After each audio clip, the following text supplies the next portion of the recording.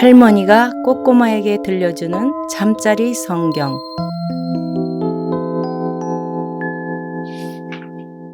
꼬꼬마야, 하나님 말씀 들으며 잘 자렴.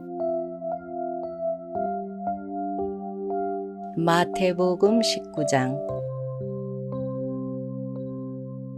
예수께서 이 말씀들을 끝마친 후에 갈릴리를 떠나 요단강 건너편 유대지방으로 가셨습니다.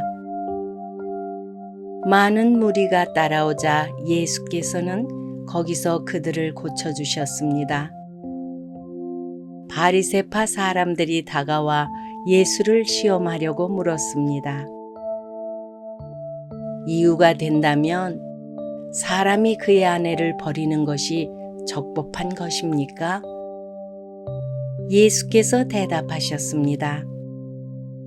너희는 사람을 창조하신 분이 처음에 남자와 여자로 지으셨다라는 말씀과 그러므로 남자가 자기 부모를 떠나 아내와 연합해 둘이 한 몸이 될 것이다 라는 말씀을 읽어보지 못했느냐?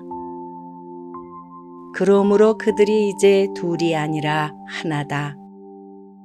하나님께서 짝지어 주신 것을 사람이 갈라놓지 못한다. 그들이 물었습니다.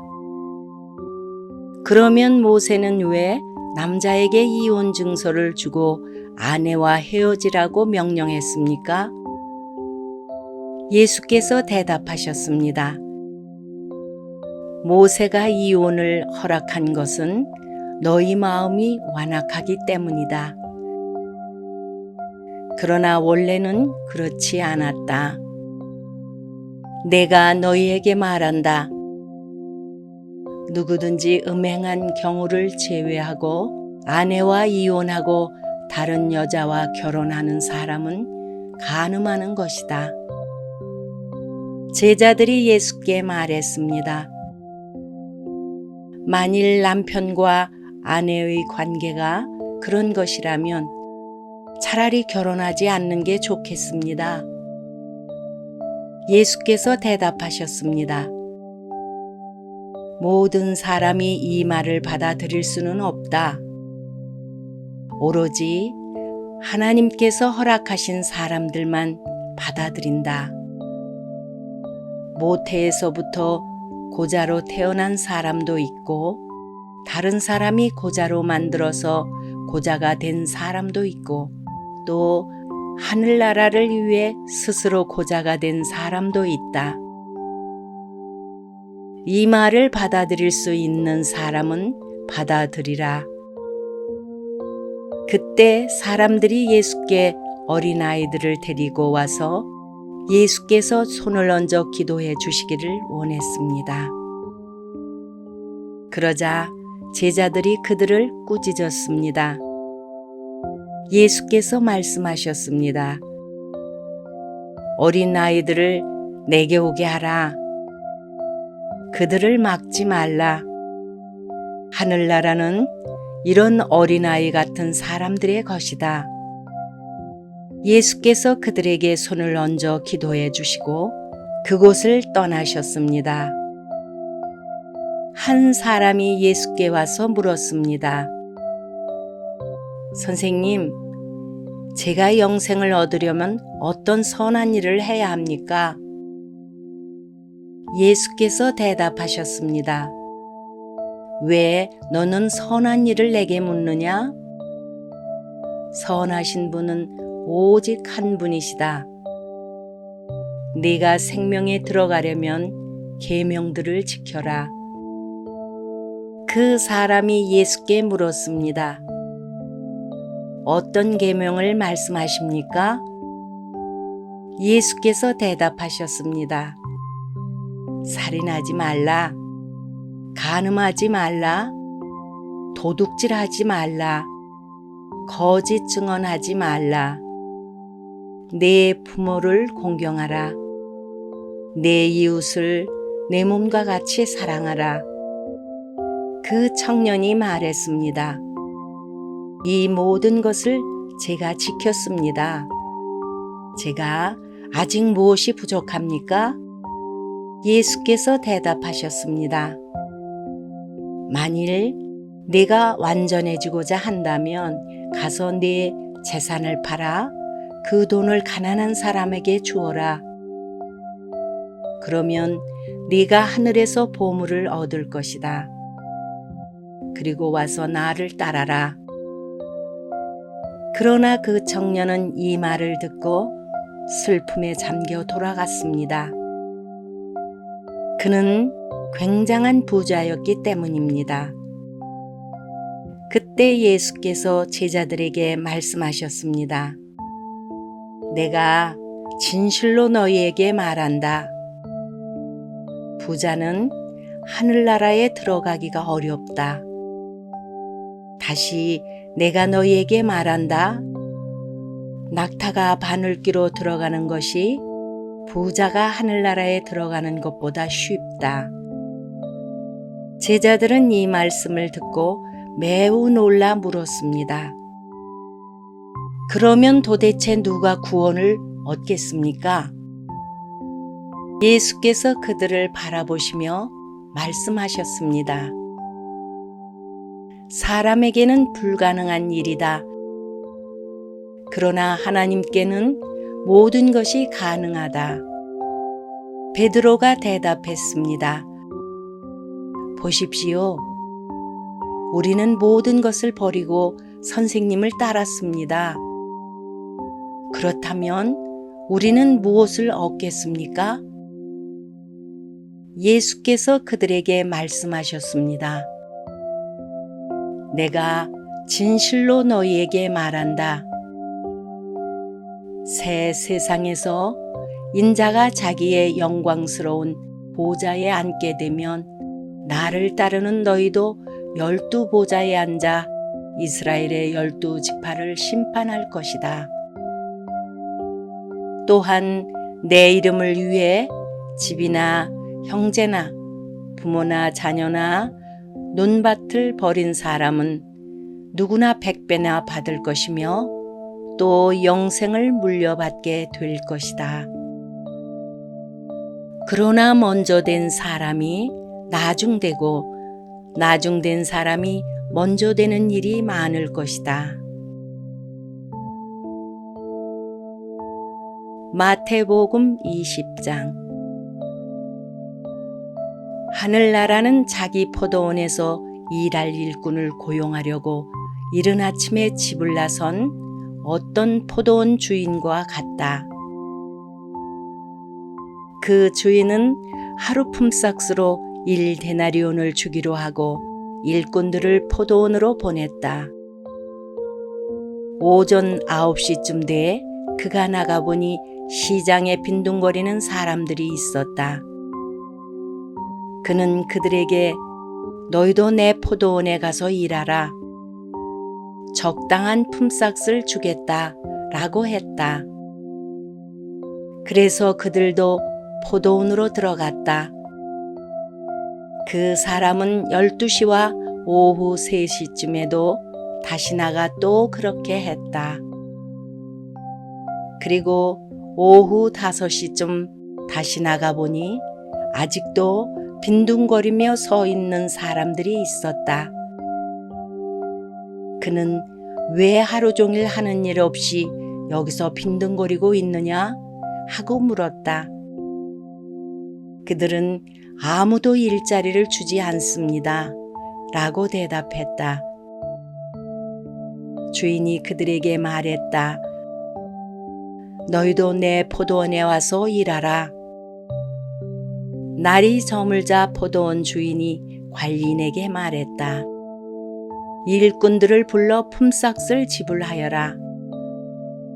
맨 나중에 고용된 사람부터 시작해서 맨 처음 고용된 사람까지 그 순서대로 주어라.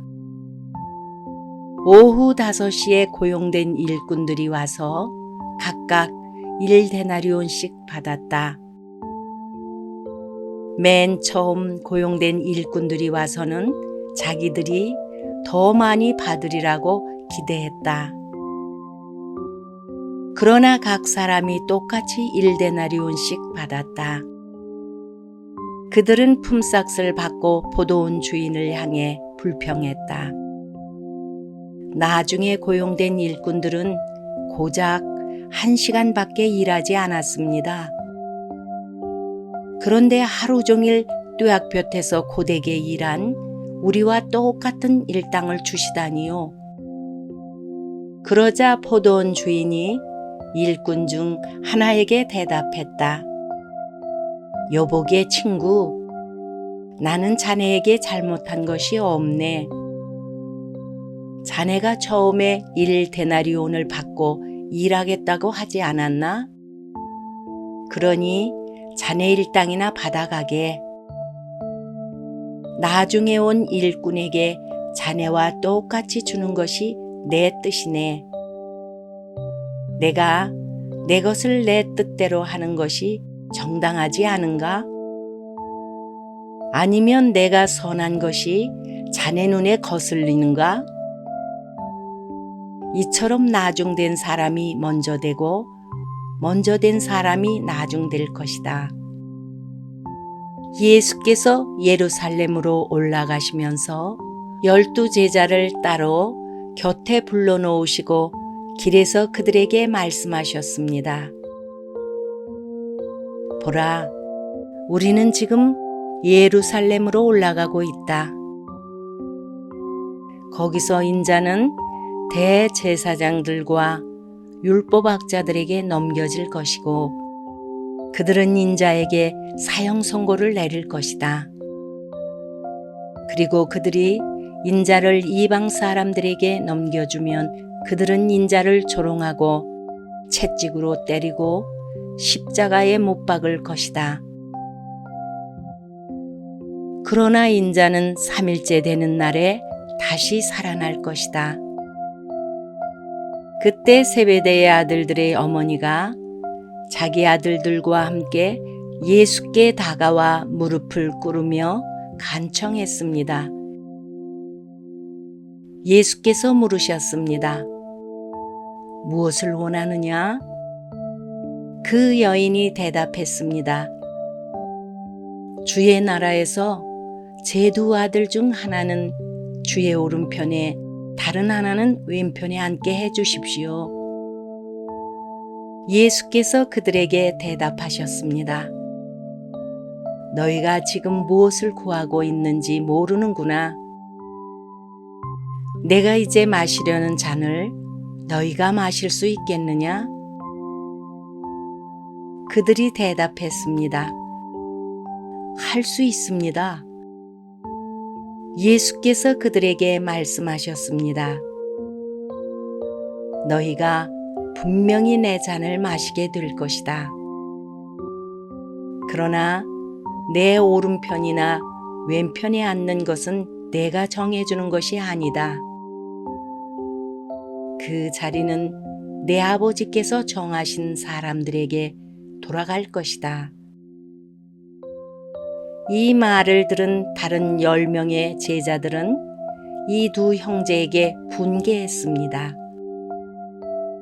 예수께서 제자들을 함께 불러놓고 말씀하셨습니다. 너희도 알듯이 이방 통치자들은 자기 백성들 위에 군림하고 그 고관들도 권력을 행사한다. 너희는 그렇게 해서는 안 된다. 오히려 누구든지 너희 중에서 큰 사람이 되려는 사람은 너희를 섬기는 사람이 돼야 하고 누구든지 첫째가 되려는 사람은 너희의 종이 돼야 한다. 인자 역시 섬김을 받으러 온 것이 아니라 섬기러 왔고 많은 사람을 위해 자기 목숨을 대속물로 주려고 온 것이다. 그들이 여리고를 떠날 때에 큰 무리가 예수를 따랐습니다. 눈먼 사람 2명이 길가에 앉아 있다가 예수께서 지나가신다는 말을 듣고 소리를 질렀습니다. 다윗의 자손이신 주님, 저희를 불쌍히 여겨 주십시오. 사람들이 그들을 꾸짖으며 조용히 하라고 했습니다. 하지만 그들은 더욱 큰 소리를 질렀습니다. 다윗의 자손이신 주님, 우리를 불쌍히 여겨 주십시오. 예수께서 걸음을 멈추고 그들을 불러 물으셨습니다. 내가 너에게 무엇을 해주기 원하느냐? 그들이 대답했습니다. 주님, 우리 눈을 뜨게 해 주십시오. 예수께서 그들을 불쌍히 여기시고 그들의 눈에 손을 대셨습니다. 그러자 그들이 곧 다시 보게 됐습니다. 그리고 그들은 예수를 따랐습니다.